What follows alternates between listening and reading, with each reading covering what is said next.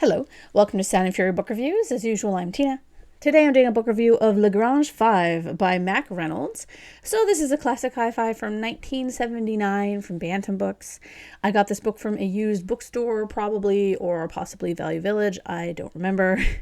If you're new to my classic sci-fi book reviews, essentially I give you a spoiler-free tiny review and then a spoiler-filled synopsis of the entire book based on my faulty memory, and then I go through my classic sci-fi bingo, which gives me kind of jumping off points to talk about the book. There's a lot of things in classic sci-fi that seem to, be in almost every book. So on to the regular review. Frustrating in how its dated social concepts take away from the rather cool tech elements, Lagrange Five also has the unfortunate problem of having not the best plot. What's it about? The Wide Syndrome. It is the not-too-distant future. The space colony Lagrangia on the moon's orbit is an idyllic utopia of parks, mountains, streams, and blue skies. Lulled by its beauty, citizens can sometimes forget that the streams are recycled water and the blue skies are titanium strips bound together. But there are a few who can never forget.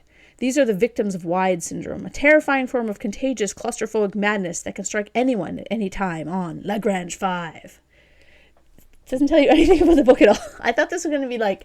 So I read another book called Vector Analysis. Where is it? Here it is. It's in my favorite class, like sci-fi section, not my mess here. So it was flagged. This one is about threatened by a dream disease from beyond the stars. So I thought it was going to be similar to this, kind of like a space station having to deal with a virus, like almost like a horror novel in a sense. It is not.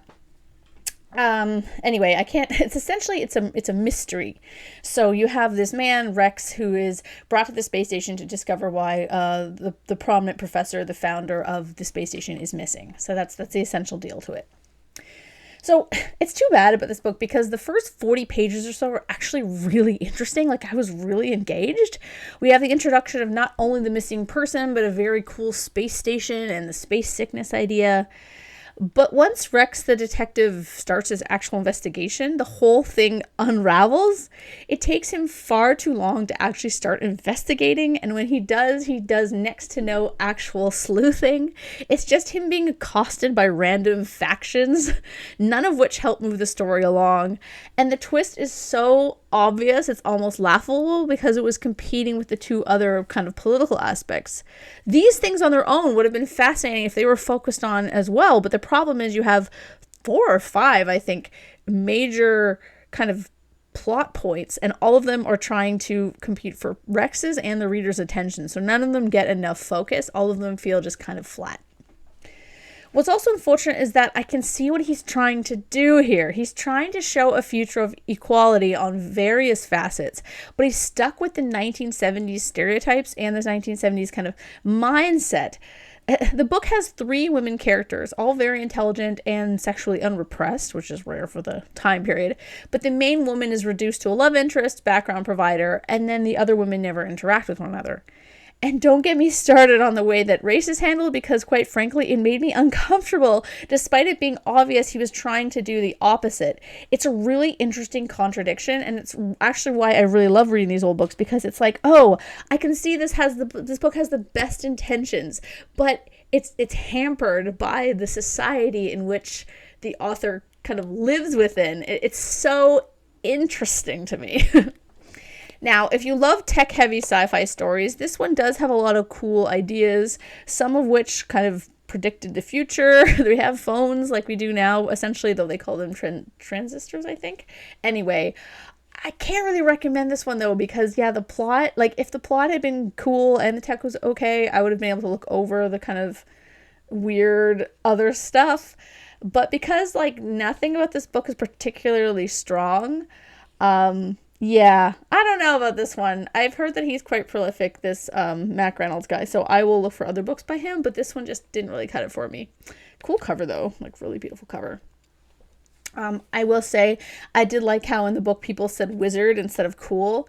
Like, people were like, oh, can you do this for me? And he'd be like, wizard. So random. I also really like this line. So Rex was telling this to a person that he'd, had an argument with. He said, I shall bid you good day, but not good luck. Okay, so I'm moving on to my spoilers now. If you have read this book, obviously you don't really mind that there are spoilers. If you intend to go and read this, maybe stop now. So, the founder inventor of the Lagrange space station is missing. Lagrange is a private space station run by geniuses. You need a certain IQ to live there.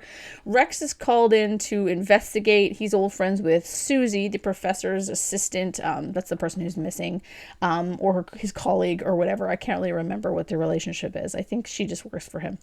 At the same time as we have the missing professor, we have this cafard sickness happening here and there, which is where people get space claustrophobia and start flipping out and need to go back to Earth.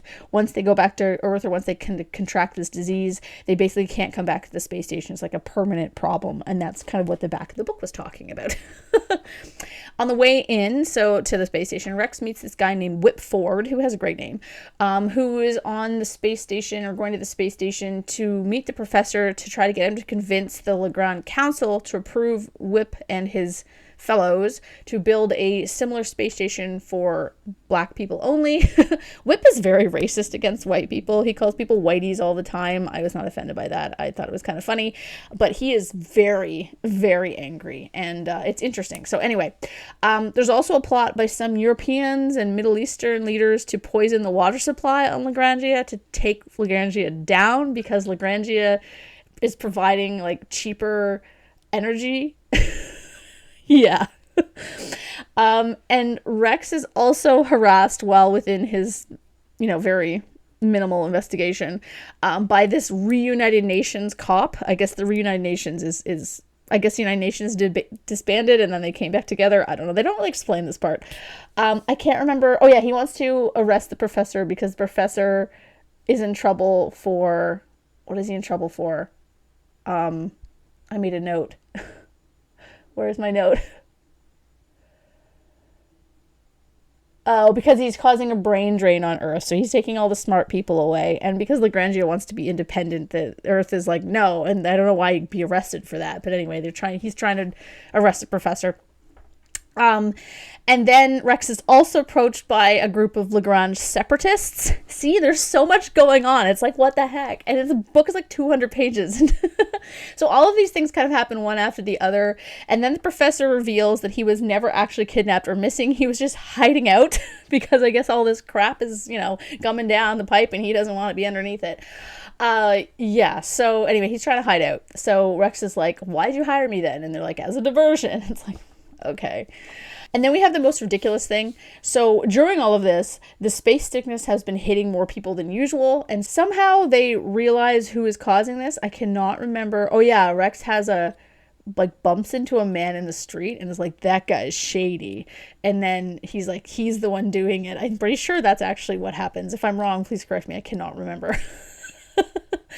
But anyway, so they go to accost this man, and it turns out that, yeah, he's part of that cabal of Middle Eastern and Europeans that want to take down the space station. And they find out that he smuggled in the chemical that they've put in the water supply that causes the space sickness. He concealed it in a box of couscous, which is both hilarious and sort of racially insensitive. I wasn't sure. I thought it was ridiculous. At this point, the UN guy shows up to arrest the professor. He somehow shows up. I don't know how. But Rex tricks him into getting space sickness by basically pretending that he is space sickness. I'm like, oh my God. And then my favorite part of the book happens. Not because I inherently dislike the UN guy. I just think it's funny. So the professor snapped at Rex. You complete fool! It's Space Cafard. He must have immediate sedation, and we have none. Rex moved forward towards the IABI man. He said, "Here's a sedation," and he slugged Mick off brutally on the jaw, catching him as he fell forward. Holy smog! Whipford got out. It's a ridiculous situation. Anyway, that's the kind of thing you'll find in this book. Yeah, somehow Whip is here for all of this, and his whole story arc is because he's been hanging out with Rex and talking to Susie, who is the woman that the professor woman. Did I mention her? Yeah, I did. He learns not to be so racist. I don't know what to think about that.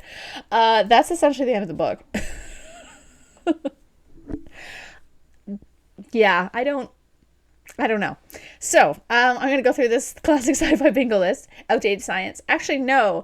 Really, a lot of the science in this is actually pretty interesting. It's not, nothing's kind of super, at least nothing that stood out to me as super over the top, super kind of wrong. The only thing is like this focus on IQ, because we do know that IQ is like not the best measure of someone's intelligence now, but back then it was a big deal. Spaceship blows up. No, that doesn't happen. Social changes. Yes, this book is full of them. And that's one of the things I found interesting about it as well. So apparently Earth has UBI, which is universal basic income, but they call it negative income tax, which I think is hilarious. Lagrange apparently has no marriage. People just don't bother with it. I'm like, yeah, okay, it makes sense. The US is called the United States of the Americas, and Russia is the Soviet complex. I love that. So Lagrange is also run based on like syndication. So it's based on industry or sector, which is hilarious as the book that I just reviewed, The Last Contract of the Xoxo, also had that. but that book was arguing it to be a dystopia, where this one is supposed to be utopian. So this is supposed to be like a hopeful book about the future. Like, oh, we can have a space station where there's racial equality and there's no government, yet there's corporations run everything. It's a very interesting take on utopia. Sexy female scientist. Susie is not sexualized really, though she is a scientist. I can't remember what her actual science is. She has an interesting description. I'm going to read it to you because it's kind of entertaining. Susie Hawkins in her 30s was even more woman than she had been 10 years earlier when he had first met her. A wee bit heavier, perhaps, but she could use the weight. Ooh. She was small, perky, and if she had gone to the trouble, she would have been prettier than average, with such equipment as very blue eyes, a smallish though classical nose, very dark hair, and the most perfectly shaped ears Rex had ever seen. Yeah. So there's no cool aliens all the way down to cyberpunk. We don't have any of that stuff. Blatant sexism. I'm actually saying no on this one, as there are women in positions of power. On the Lagrangian Council, for example, there are 8 women out of 20, which is not gender parity, but it's way more than the token 1 or 2 you tend to see in books of this time period. We also get 2 women who get a lot of dialogue, and they are middle-aged, which is also rare for the time period. Susie also has a lot of page time, and she's a doctor, and she also makes the moves on Rex herself, giving her agency, but she doesn't do anything in the story other than be the love interest and provide background for Rex and provide info dumping on the space station.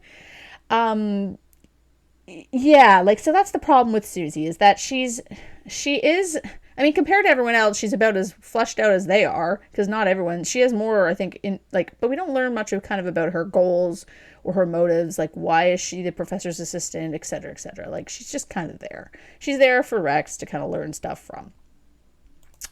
Reptile aliens, no. LGBTQ plus. Okay, so what's wild is that Earth is apparently progressive at this time, but this apparently utopian space station, I'm going to read you this.